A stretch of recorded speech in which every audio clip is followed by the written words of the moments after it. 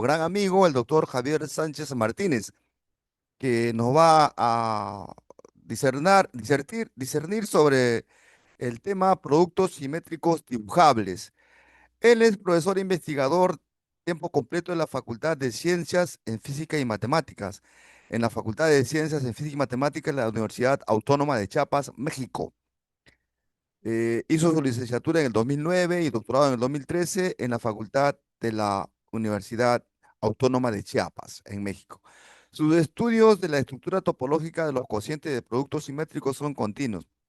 Estancia postdoctoral en la UAP, publicaciones en el área de la teoría de continuos y sus hiperespacios, miembro del Sistema Nacional de Investigadores e Investigadoras Nivel 1, Sistema Estatal de Investigadores Nivel Honorífico, colaborador como reviewer para las American Mathematical Society y para la Europa Mathematical Society.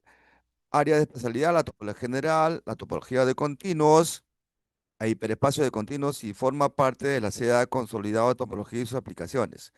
El área que él cultiva es la topología general, la topología de continuos y superespacios. Entonces, esta conferencia, como les vuelvo a repetir, lleva por título Productos Simétricos Dibujables. Doctor Javier Sánchez, los micrófonos son para usted. ¿Qué tal, profesor Llerena? Un gusto saludarlo. Primero, y agradezco mucho la presentación. La verdad se le agradece siempre sus presentaciones, la manera en cómo la de mí. Y bueno, este,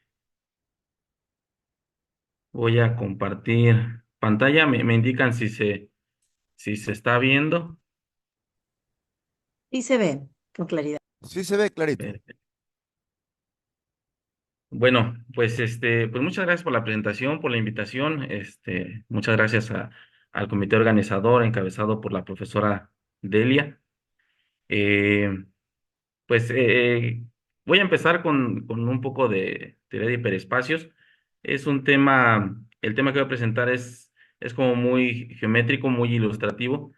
No es un tema de investigación reciente, lo aclaro.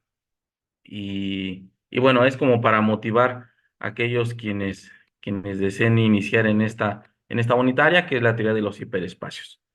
Entonces, voy a hablar sobre productos simétricos dibujables. Y a lo largo de la plática voy a ir mencionando, desmenuzando un poco el título del mismo. Para empezar, un continuo es un espacio métrico, compacto, conexo y con más de un punto. Eso va a ser para nosotros un continuo. Y hay ejemplos muy sencillos de estos espacios. Y solo para aclarar, en general, X va a denotar toda la plática a un continuo y a D su métrica. Entonces, algunos ejemplos de continuos, pues son el intervalo cerrado unitario 0,1 o cualquier cosa homeomorfa al que le voy a estar llamando arco, una curva cerrada simple o cualquier espacio homeomorfo a la circunferencia unitaria del plano. Este también es un continuo, ambos son métricos, son compactos, son conexos. Las n celdas son otros ejemplos de continuos.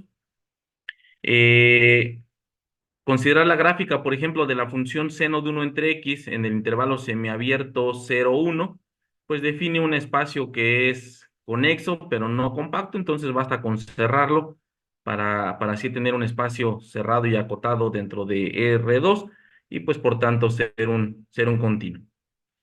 Pegar algunos arcos con algunas circunferencias siempre y cuando se preserve la conexidad, pues genera otro tipo de continuos. Ok, para un continuo X, un hiperespacio de X va a ser una familia no vacía de subconjuntos cerrados y no vacíos de X. Y en esta plática vamos a trabajar los siguientes hiperespacios. 2 a la X, como todos los subconjuntos que son no vacíos y pues por sí cerrados. O sea, como que este es el hiperespacio más grande de acuerdo a la definición que se dio acá arriba, ¿no? O sea, finalmente, hiperespacio no es otra cosa más que un subconjunto no vacío de 2 a la X.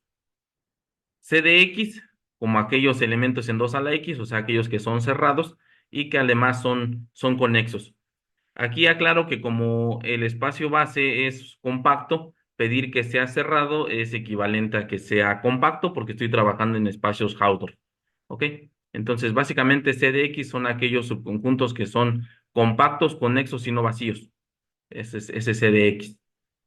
Fn de X como aquellos subconjuntos cerrados no vacíos de X con a lo más n puntos. Y este es al que le vamos a llamar enésimo producto simétrico de X. ¿Ok? A esto me refiero cuando hablo de productos simétricos. Entonces, cuando tenemos un espacio métrico y compacto, en general, aquí no necesariamente conexo, o sea, no necesariamente un continuo, basta que sea métrico y compacto. Cuando elegimos un cerrado no vacío y epsilon mayor que cero, vamos a denotar como n a epsilon al conjunto de todos aquellos puntos en X que están cerca a lo más epsilon de un punto en A. O sea, que existe un punto en A, de tal manera que la distancia entre X y A es menor que epsilon. Es decir, esta cosa que le estoy llamando n a epsilon y que de hecho de una vez le pongo nombre, se va a llamar la nube de radio epsilon con centro en A, pues no es más que la unión de todas las bolas de radio epsilon con centro en los puntos en A. O sea, geométricamente, ¿qué es lo que pasa? Tenemos al espacio métrico y compacto X, al subconjunto cerrado no vacío A. Por cada punto que elijas en ese conjunto, digamos A minúscula, pues fíjate en la bola de radio epsilon con centro en dicho punto. Haz eso con todos los puntos que se encuentren en A y pues únelos. Y eso te va a degenerar la bola, la nube de radio epsilon con centro en A. Es como que agarrar el conjunto A e inflarlo tanto como te diga epsilon. Inflarlo en el sentido de en cada punto considerar en lugar del punto la bola de radio epsilon con centro en él. Ok, cuando tenemos dos conjuntos cerrados y no vacíos, digamos A y B, observa que la compacidad de X hace que cada que fijes un punto, existe un número epsilon positivo, de tal manera que la bola alrededor de él absorbe a todo X. Y si eso pasa con un punto, pues entonces también pasa con un conjunto, ¿no? O sea, lo que digo es que cada que fijes un conjunto cerrado A y otro conjunto cerrado B, cualquiera, pues existe un epsilon positivo que hace que la nube de radio epsilon con centro en A absorba al conjunto B, o sea, que lo contenga. De manera simultánea, pues existe un número positivo, ahora digamos delta, de tal manera que la nube de radio delta alrededor de B, que es la que estoy representando aquí con el disco punteado en color café, pues absorbe al conjunto A. Y una vez que tienes estos dos números positivos, pues cuando tomas el máximo, tienes un número positivo que cumple de manera simultánea que B está contenido en la nube de radio epsilon con centro en A y que A está contenido en la nube de radio epsilon con centro en B. ¿Sí? Entonces, pues se define la distancia de Hausdorff como el ínfimo de estos números positivos que hacen esta gracia. O sea, definimos H de A, B como el menor o el ínfimo de los números positivos, digo, no, no es menor porque nunca es un mínimo, pero es el ínfimo de los números positivos que hacen esto, que A esté metido en la nube de radio epsilon con centro en B y que B esté metido en la nube de radio epsilon con centro en A. Y esta cosa, pues justo lo que define es una distancia en el conjunto de en el conjunto de todos los conjuntos cerrados y no vacíos de X. Y de hecho la idea intuitiva es que A y B se encuentran cerca si son casi iguales, si uno se puede empalmar en otro. Esa es la idea intuitiva, aunque en la práctica pues a veces no es tan evidente. Bueno, se puede probar que esta función h es una métrica, como les decía, y esta métrica se le conoce como métrica de Hausdorff. Ok, esta forma de medir distancias entre conjuntos, de hecho, se puede extender a la familia de todos los conjuntos no vacíos, no necesariamente cerrados. El problema es que esta cosa no necesariamente es una métrica, porque de hecho, con esta función h, la distancia, déjenme llamarle de momento distancia, que existiría entre un conjunto y su cerradura, pues sería cero, para cualquier conjunto no vacío, a pesar de que el conjunto no sea cerrado, y entonces esta, pues deja de ser una métrica, ¿no? Porque acuérdense que métrica necesita que la distancia entre dos puntos sea cero, si solo si son iguales, pero pues esto no pasa. Y justo por eso, por esta propiedad, pues hace que sea métrica siempre y cuando consideres solo familias de conjuntos cerrados para que no se dé este fenómeno. Entonces, pues esa es de entrada una cosa de por qué los hiperespacios ocupan solo conjuntos cerrados. Y bueno, vamos a decir que un hiperespacio, ya sea un producto simétrico el hiperespacio de conjuntos cerrados y conexos o el hiperespacio de todos los cerrados no vacíos es dibujable, si pensamos en algo que sea dibujable, pues si es homeomorfo a un subespacio de R3, o sea, si básicamente sí lo puedes representar tú como un subconjunto visible, algo dentro de R3, por eso el nombre de dibujable. Ok, entonces acuérdense, dibujable es si este que está aquí se puede ver como un subconjunto homeomorfo dentro del espacio euclidiano R3.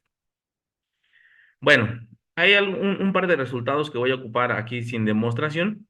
El primero de ellos dice lo siguiente: cuando tienes un continuo X y un subconjunto que es cerrado y conexo, que no es el total, y un abierto que no es el total y que contiene al conjunto A, entonces hay otro cerrado y conexo un poquito más grande que A, pero que queda contenido propiamente en U. O sea, como que del conjunto A lo puedes inflar un poquito hasta un continuo un poquito más grande que no escapa del conjunto abierto U. ¿Ok? Esto es como una equivalencia del teorema de golpes en la frontera o una consecuencia del teorema del cable cortado para aquellos más especializados en el tema. Pero la idea es esa, como que del conjunto del continuo A puedes crecer un poquito a un continuo un poquito más grande, que de veras es un poquito más grande, pero que no escapa del conjunto abierto U. Y con ese resultado se puede probar lo siguiente, que de hecho, dados un continuo X y A y B, dos subconjuntos cerrados y conexos, uno de ellos metido propiamente en otro, así como en el dibujo tengo el continuo X, un continuo B, que contiene a su vez a un continuo A un poquito más pequeño, pero de veras más pequeño. Entonces, existe una manera de ir completando A hasta llegar a B, y a eso me refiero con esta función continua, iniciando en el conjunto A y terminando en el conjunto B, en el que en cada instante lo que vas eligiendo es un subcontinuo cada vez más grande. ¿Sí? Entonces, lo que dice es, si tú tienes un continuo A metido en un continuo B, como que este lo puedes ir creciendo, pero de manera continua y parametrizada usando el intervalo cerrado 0,1 hasta completar al continuo B. ¿Sale? Y este es el resultado que voy a ocupar sin demostración. A este tipo de cosas se les llaman arcos ordenados, pero sirven para lo siguiente. Mira, si tienes un continuo X, puedes empezar primero con una sucesión arbitraria. Como X es compacto, pues esa sucesión contiene una subsucesión convergente. Bueno, pues quítale o toma solamente esa subsucesión y construye entonces mejor una sucesión convergente. Una sucesión convergente de puntos distintos. ¿Ok? Quitando al punto donde convergen, lo que puedes obtener es que alrededor de estos puntos existen abiertos ajenos que los contienen. Sí, esto es fácil. Si tienes una sucesión de esta que converge a este, como el punto de convergencia es único, la sucesión no converge, por ejemplo, a P1.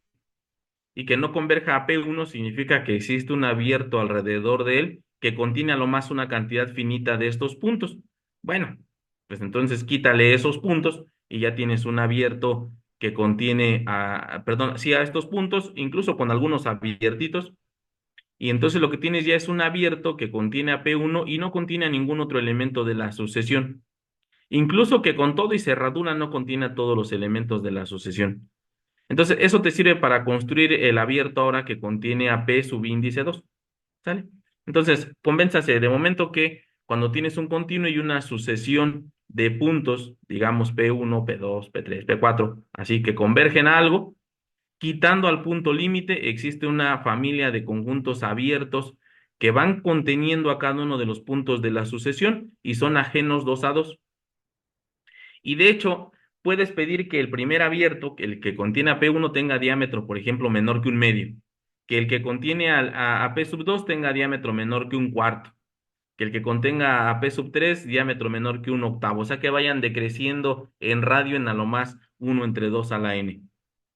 Pero ahora lo que tienes es un elemento en C de X que es el unipuntual PI dentro de este abierto.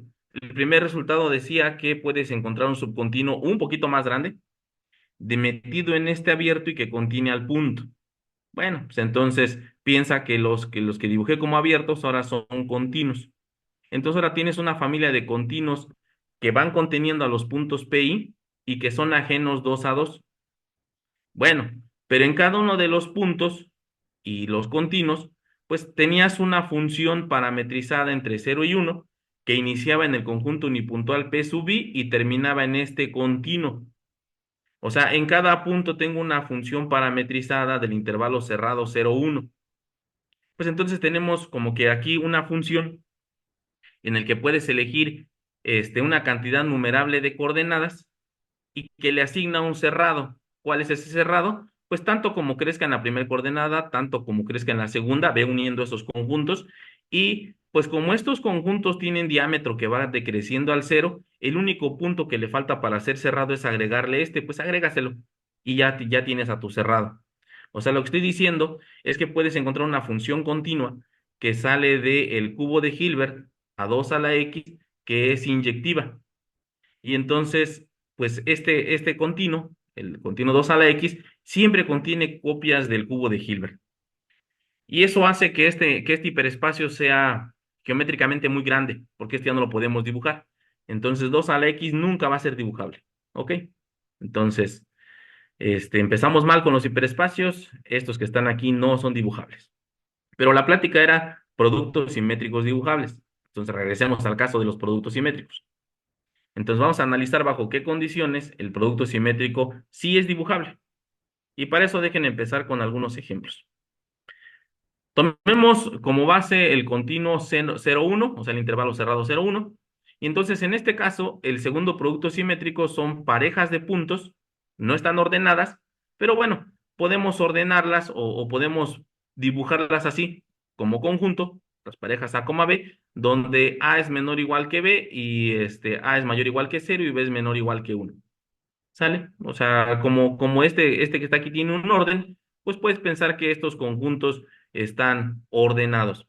No significa que aquí no esté el conjunto B, A. O sea, ya está incluido aquí cuando considero al conjunto A, B.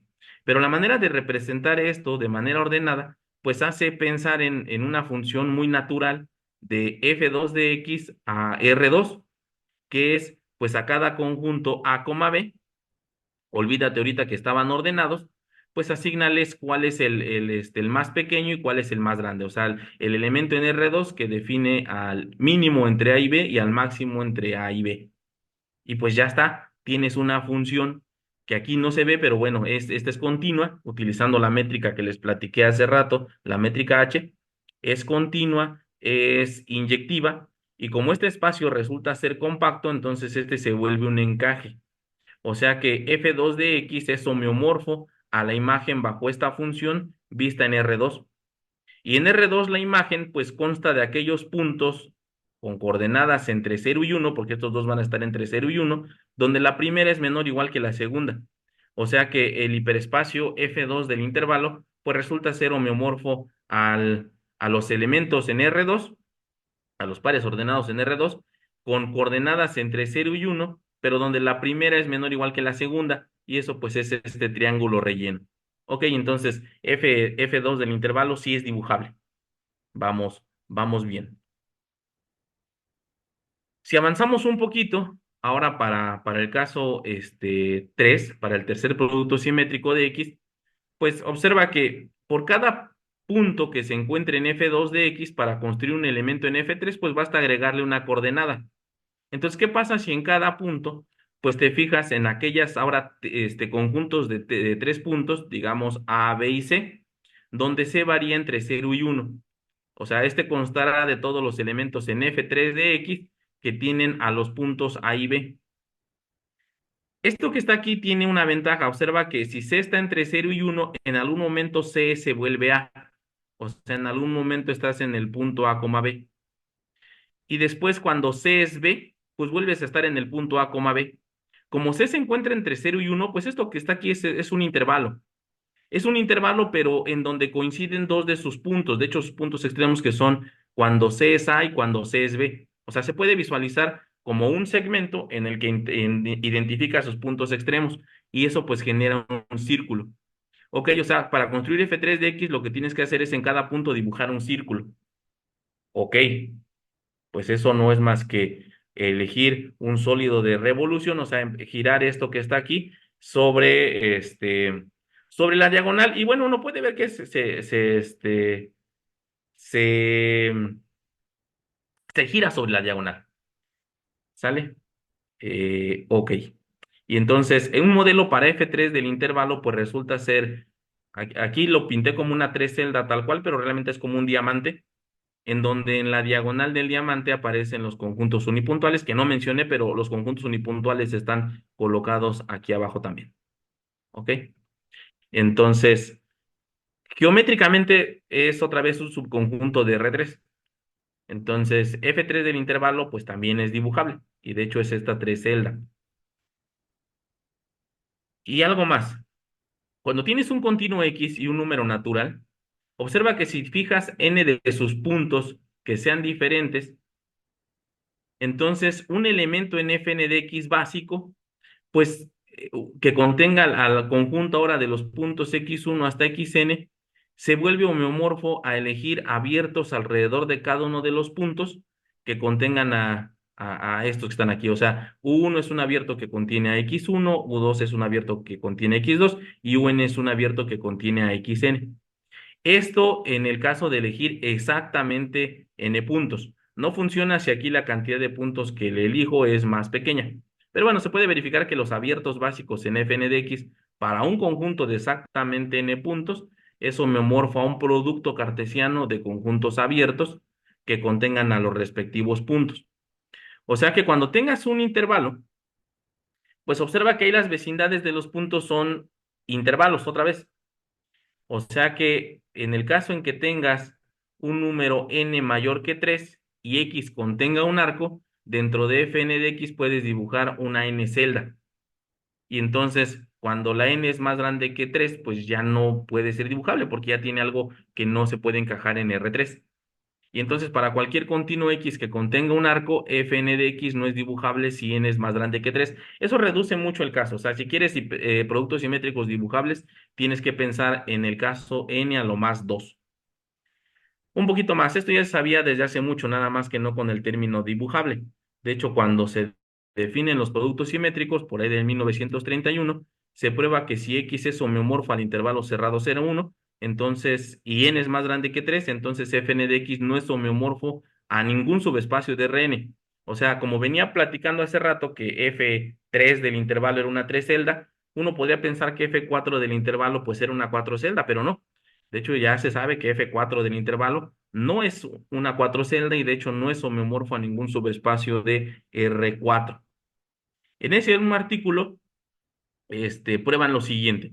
Primero, por cuestiones de dimensión, resulta que la dimensión de Fn del intervalo es exactamente n, y entonces sí se puede encajar en R a la 2n más 1, pero este espacio es como que muy grande para meter a este.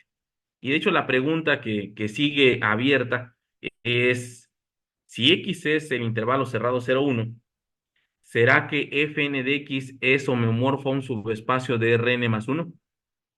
Basta con un número exactamente con el sucesor de n para que puedas encajar Fn del intervalo en Rn más 1. Y la pregunta parece inofensiva, pero solo está resuelto para el caso n igual a 4 y es en positivo. O sea, F4 del intervalo sí se puede encajar en R5, pero para todos los demás ya no se sabe. No se sabe si F5 del intervalo se puede encajar en R6. La conjetura es que sí, pero no ha habido más avance que más que el caso n igual a 4. Y bueno, los casos 1, 2 y 3, pues se sabe que Fn del intervalo es exactamente una n celda. Entonces, miren, solo con el intervalo el asunto se vuelve complejo. Pensemos en continuos todavía sencillos, no muy grandes, y ahorita les platico por qué no pueden ser muy grandes para que sean dibujables. Primero, un continuo X es una gráfica finita. Si se puede expresar como la unión de una cantidad finita de arcos, acuérdense que arcos son intervalos, pero de manera que cada par de ellos se intersecten en a lo más sus extremos. O sea, gráficas finitas son como estas, pegar algunos intervalos pero en donde el pegado en los extremos, el pegado sea por sus puntos extremos. Por ejemplo, aquí, este que está aquí no lo considero como uno de los intervalos, sino como este cachito sería uno, este otro que está aquí, este otro y este otro. La circunferencia también es una gráfica finita, lo puedes ver como la unión de dos arcos que se pegan solo por sus extremos. Y bueno, este otro tipo de gráficas un poquito más elaboradas. Observen que en las gráficas hay solamente tres tipos de puntos. Puntos que son extremos de arcos así, como que no se pegan ya con nada más, a los que le vamos a llamar puntos finales. Puntos que se encuentran en medio de un intervalo, pero en donde no se pega otro intervalo más, que vamos a llamar puntos ordinarios, y puntos donde se pegan dos o más, perdón, tres o más de los intervalos que definen a la gráfica, como estos que están aquí, este que está acá y este que está acá. Estos tres puntos, a los que le vamos a llamar puntos de ramificación. O sea, puntos donde inciden más de tres intervalos. Pero son en esencia solo esos tres tipos: extremos, ordinarios o de ramificación. Y entonces, pensando en f2 de x, cuando tiene solo dos puntos, entonces las posibles vecindades de los puntos se vuelven solo de estos tres tipos. Para A, solo puede ser que A sea extremo, que A sea ordinario o que A sea de ramificación, lo mismo que B. Entonces, las vecindades, pensando en que los puntos A y B son diferentes en el segundo producto simétrico, acuérdate que son productos de vecindades. Solo tienen de las siguientes posibilidades. Si A es un extremo y B es alguno de estos tres casos, o sea, es o final, ordinario o de ramificación, pues las vecindades en el producto se ven como un intervalo de estos multiplicado por un intervalo de estos, pues genera un cuadrado, en donde la pareja A, B queda representada pues en una esquina. En este caso, en donde es un intervalo y el otro punto se encuentra aquí en medio, pues también el producto cartesiano de estas dos cosas es un intervalo, es un cuadrado, una docelda. Pero ahora la pareja A, B, pues queda representada en la mitad de uno de de la base, digamos. Aunque topológicamente estos dos pues son iguales, ¿sale? Pero ahorita los voy a pintar así diferentes. Y luego aparece otro que es el producto cartesiano de esta cosa con con una cosa a la que le salen n intervalos, pues lo que define es un libro, ¿no? O sea, el producto cartesiano de esto es el cilindro sobre esta cosa. Y la pareja A, B, pues queda como que en el lomo del libro, pero en la parte de hasta abajo. Queda así. Entonces, las vecindades en el producto cartesiano, pues son o dos celdas o una cosa que parece un libro. Eso en el caso en que este punto sea final. En el caso en que se encuentre en medio, pues es muy parecido. Multiplicando con estos dos primeros casos se vuelven dos celdas. Multiplicando con este vuelve a ser un libro, solamente queda diferente la ubicación del punto. Ahora, en lugar de estar en la base del libro, pues queda como que a la mitad del lomo. ¿Ok? Y el otro caso, que es el un poquito más complicado, pues es cuando el primer punto es de ramificación lo mismo que el segundo, porque los otros dos casos, o sea, cuando este es de ramificación y este es un segmento, pues se repite con los anteriores. O sea, es este, cuando este es un segmento, ya sea de este estilo o de este otro, se vuelven libros. Entonces, el caso que falta son las vecindades del producto cartesiano cuando los puntos son de este estilo, los dos puntos A y B.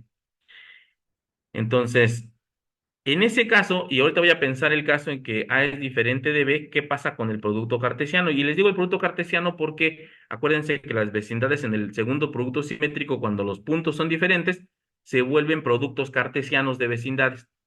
Entonces, ¿qué se obtiene al multiplicar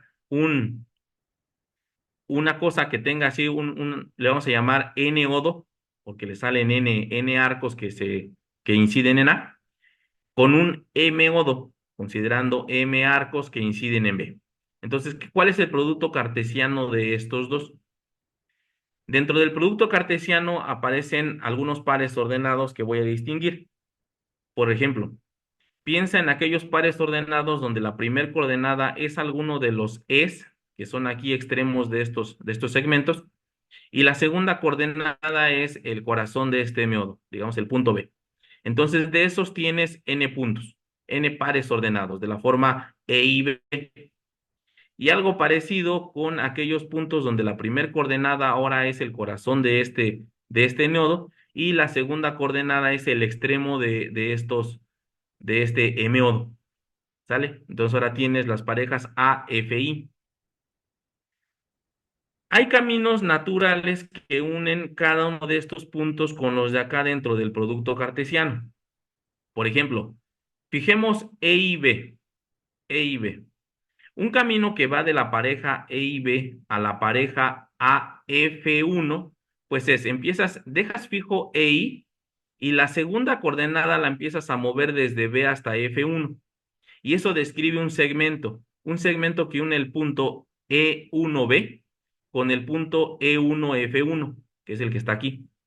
Y una vez que llegas a donde la segunda coordenada es F1 y la primera era E1, pues ahora mueve la primera coordenada hasta coincidir con A. Y eso te define un camino que ahora inicia en E1F1 hasta AF1. Observa que en este segmento se encuentran todos los puntos en el producto cartesiano donde o la primera coordenada es E1 y la segunda se encuentra en este segmento, o la segunda coordenada es F1 y la primera se encuentra en este segmento. Y pues eso lo va repitiendo con cada uno de los Fs. Y ahí tienes pues M arcos. Si eso lo repites ahora para E2, para E3 y así para En, pues lo que tienes es una gráfica bipartita completa de N por M vértices. Y lo que uno se puede convencer es que esto que está aquí define todos los pares ordenados, donde o la primera coordenada es E1 o la segunda coordenada, perdón, donde o la primera coordenada es EI o la segunda coordenada es FJ. Y ya que tienes un punto, digamos, piensa en E1 y un punto por acá. Pues lo que tienes aquí son dos recorridos que puedes parametrizar de tal manera que al final de su recorrido, en ambos casos, el primero llegue a A y el segundo llegue a B. O sea, de cada uno de estos puntos tienes ahora un segmento en el producto cartesiano que te lleva al punto A, B. Y bueno, pues eso es lo que pasa. Resulta que el producto cartesiano de estos dos es el cono sobre la gráfica bipartita completa de N por M vértices y el vértice de ese cono es la pareja A, B. ¿Ok? O sea que para que F2 sea dibujable, F2 no puede tener copias de una cosa que sea así como la H. ¿Por qué? Porque en ese caso vas a tener una vecindad de este punto que es un triodo, un caso de acá con 3. En este otro de acá, el caso, pues otra vez un triodo, o sea, el caso en que M es 3. Y lo que tendrías en el producto simétrico, en el segundo producto simétrico, sería el cono sobre una gráfica bipartita completa de 3 por 3. Dentro de la teoría de gráficas, uno de los resultados más interesantes es el de Kuratowski, que dice que una gráfica puede ser encajada en el plano si solo si no contiene una gráfica completa de 5 vértices o una bipartita completa de 3 por 3. Utilizando ese resultado y algunas otras cosas, Enrique Castañeda probó en el 2003 que el cono sobre una gráfica bipartita completa de 3 por 3 no se puede encajar en R3. O sea, esta base no se puede encajar en R2 y su cono no se puede encajar en R3. Entonces, para que F2 de X sea dibujable, no puede tener una cosa como esta. Regresando un poquito a eso de que contengas una gráfica de K33 o una completa de 5 vértices, viene la siguiente restricción. Y esa se da cuando los dos puntos A y B son iguales. Porque ahora, en este caso, la vecindad del punto A, B, o la pareja, perdón, el conjunto A, B, dentro del producto simétrico, dentro del segundo producto simétrico, pues se parece a F2 de un N-nodo, al segundo producto simétrico de este. Ahora, ¿cómo construir el segundo producto simétrico de un N-nodo? Pues muy parecido al del producto cartesiano, pero ahora la cosa es que pues no hay un orden, esa es la principal diferencia. Primero podríamos, como antes, en lugar de considerar ahora parejas ordenadas que tengan un extremo, pues ahora conjuntos de puntos que tengan un extremo. Y dentro de los conjuntos de puntos que tienen a un extremo, déjame llamar a los extremos es al punto A, aunque A era igual a B, pues ahorita déjame llamarle solamente A. Pues te observa que vuelves a tener n puntos dentro del segundo producto simétrico, que son las parejas AE1, AE2, así hasta AEN. Y de cada una de estas parejas, perdón, de cada uno de estos puntos en el segundo producto simétrico puedes construir un intervalo. Por ejemplo, si estás en el conjunto E1A y quisieras llegar al conjunto E2A, pues empieza con el punto E1A, deja fijo al punto E1 y el segundo punto desplázalo sobre este segmento hasta que llegues al conjunto E1-E2. Y ya que tienes a E2, el punto que está aquí, pues, desplázalo hasta llegar a este y pues ya llegaste al conjunto E2A. Y observa que en todo este recorrido siempre tuvimos a E1 o tuvimos a E2. O sea, esto que está aquí está dentro de este conjunto, dentro de las parejas que tienen alguno de los es, ¿sale? Y eso pasa para todos los puntos, o sea, lo que tienes es una gráfica completa de n vértices. Finalmente, si quieres ver quiénes son todos aquellos que tienen a E1, pues te falta mover de E1A hasta el conjunto unipuntual E1. O sea, tienes desde E1A, pues ahora desplaza el punto A hasta que se vuelva E1, y pues eso describe a un segmento que va desde E1A hasta E1. Y eso pasa con cada uno de estos. Ahora, cuando tienes un conjunto que tenga uno de los extremos y a cualquier otro punto, pues vuelves a tener un recorrido de tal manera que los dos puntos se van hacia el punto A. O sea, lo que tienes es un cono. Ahora un cono con vértice el conjunto unipuntual A.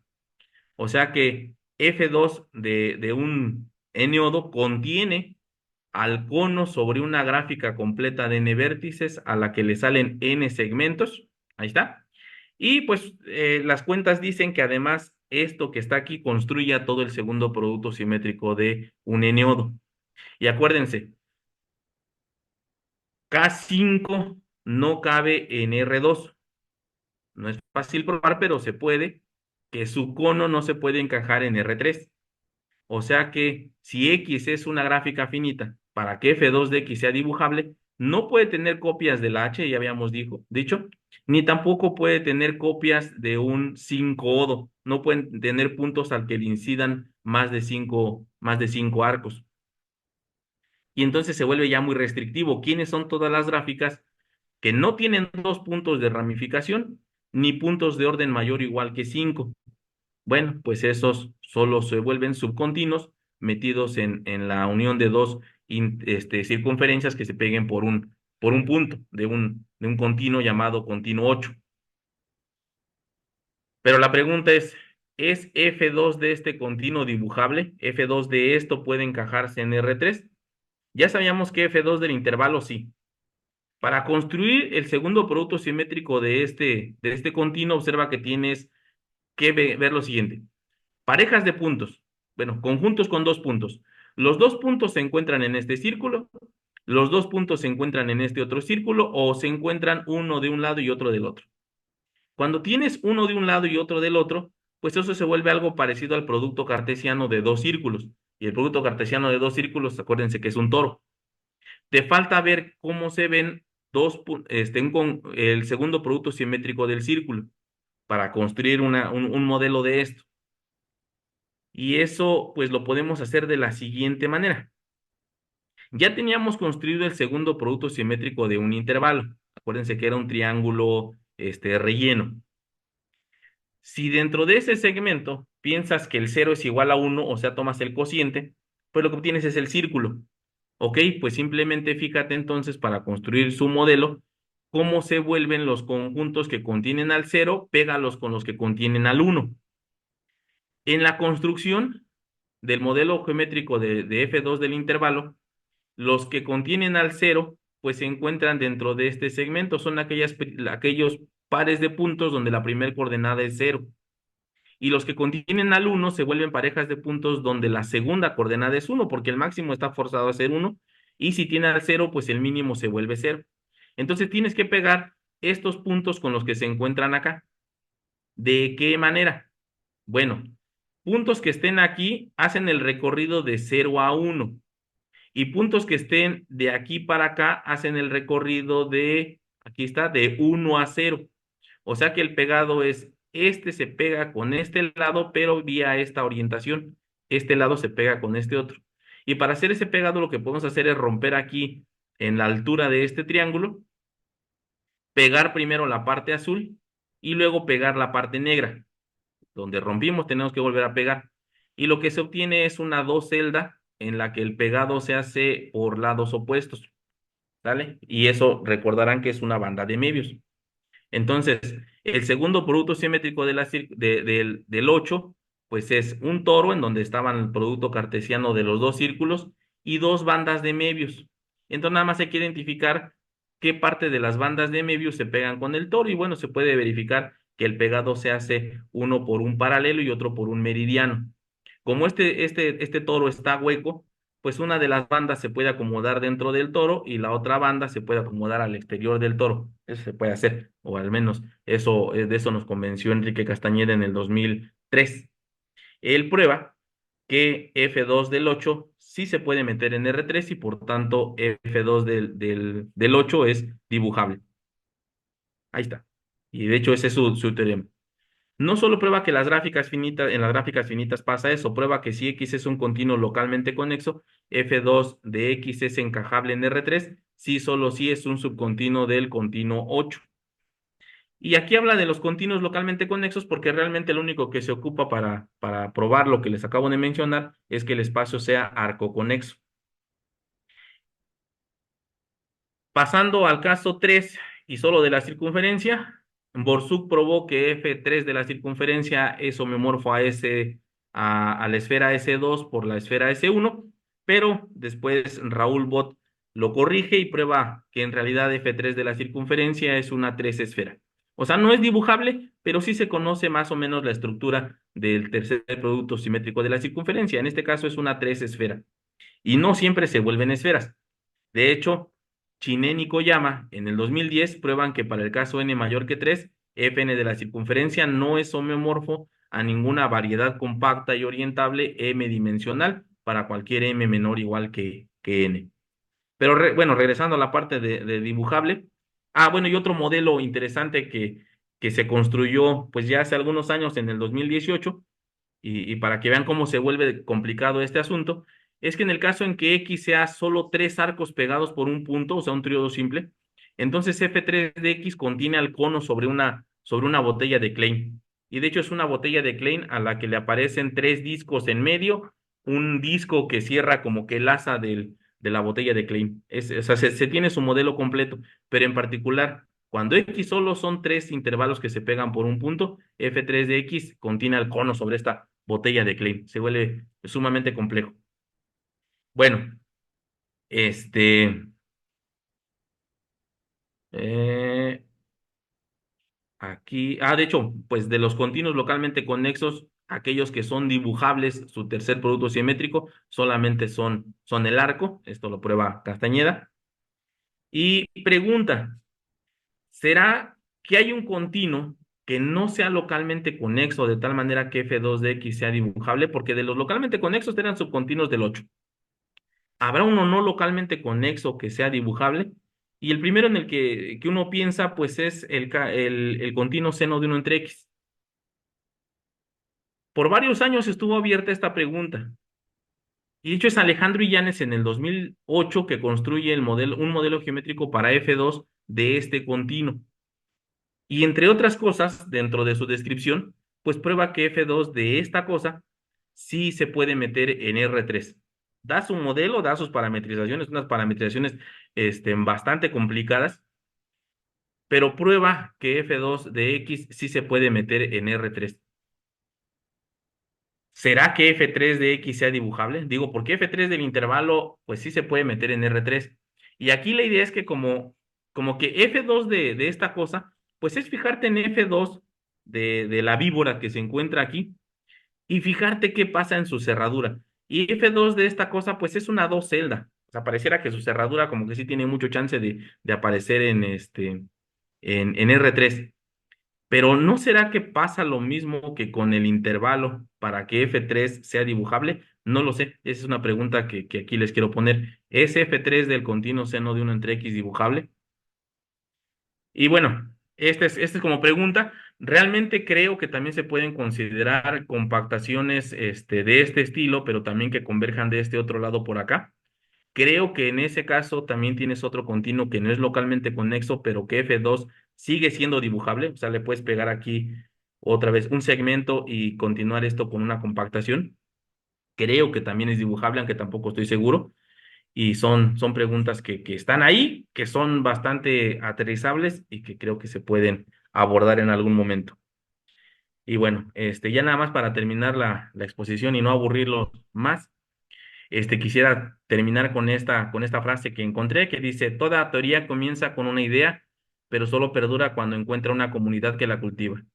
Entonces, en este sentido, pues quisiera expresar mi más sentido agradecimiento al grupo de investigación Pedro Contreras por hacer posible este encuentro académico y aquí de manera muy especial al profesor William César Olano, cuya dedicación y trabajo constante durante los últimos años han contribuido de manera decisiva al desarrollo de la teoría de continuos e hiperespacios en la Universidad Nacional Mayor de San Marcos.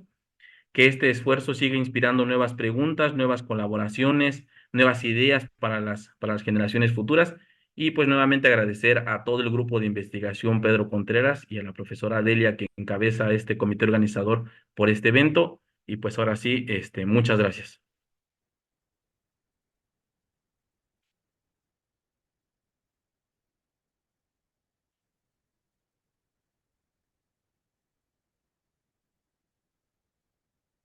No sé si todavía me escuchan. Sí, Pues, estamos atentos, doctora Ok, por ok. Sánchez. supuesto, muy agradecido, doctor Sánchez. Usted ha hecho gala de su gran conocimiento sobre esta teoría que ya está teniendo sus frutos acá en el Perú también. Entonces, es una rama de la matemática muy interesante. Eh, para nosotros es algo maravilloso, ¿no? Ya utilizar esta rama de la matemática. Soporte, ¿tienes ya el diploma, por favor? Sí, está listo, Ya, doctor Sánchez, si deja de compartir. Ah, ya, voy. correcto. Doctor Sánchez, deja de compartir. Deje de compartir, doctor. Listo.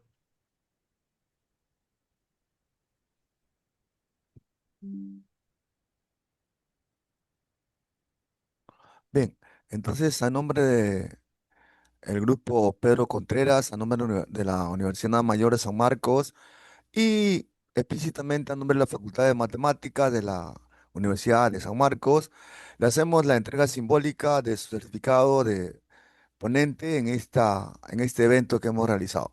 Estamos llevando a cabo. Muchas gracias, doctor Javier Sánchez. Gracias por tu colaboración. Pues gracias a ustedes por seguirme considerando. Y un abrazo a toda la comunidad del Perú. Muchas gracias, doctor Javier Sánchez Martínez, por su espectacular, lo que nos ha compartido de, acerca de los dibujables, ¿no? Muy interesante.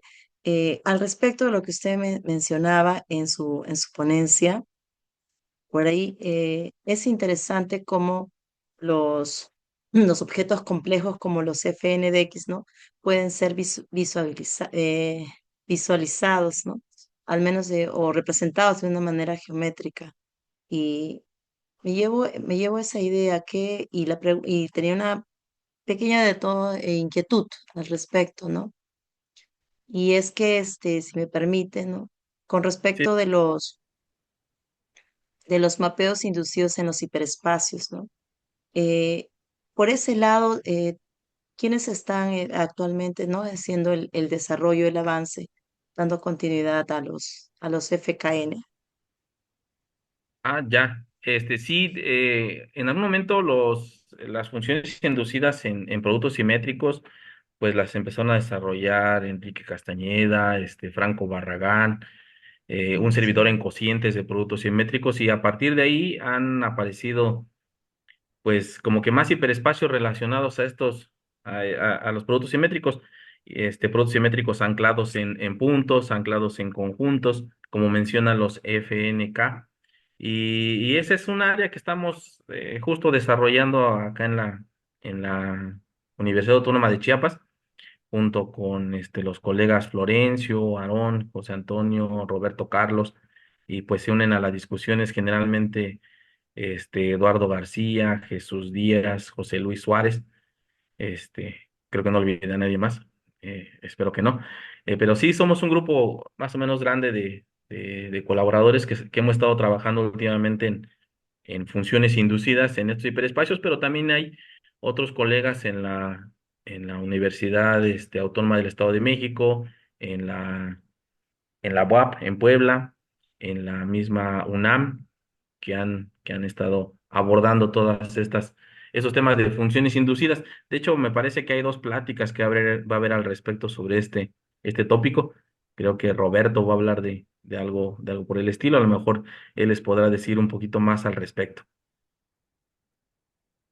Muchas gracias por esta ponencia, por sus palabras, por compartir el conocimiento. Gracias, doctor Javier Sánchez Martínez. Alfred, continuamos. Antes de terminar, ¿algún miembro de esta concurrencia tiene alguna duda, alguna pregunta que hacerle al doctor Sánchez?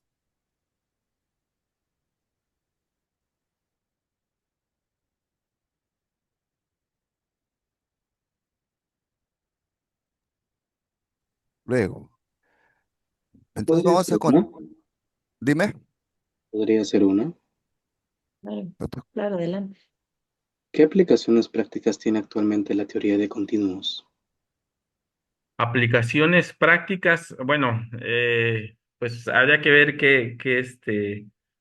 eh, en qué contexto son las prácticas, ¿no? Porque puede decir que la aplicación va directamente en el área de la topología y de la teoría de continuos, o sea, como que ha permitido caracterizar espacios a través de estos hiperespacios, pero como una aplicación, a lo mejor como la que uno piensa a la vida real, pues todavía no hay, no le podría mencionar alguna, como que todas estas aplicaciones van muy aplicadas al desarrollo de la topología, como que siguen siendo algo teórico.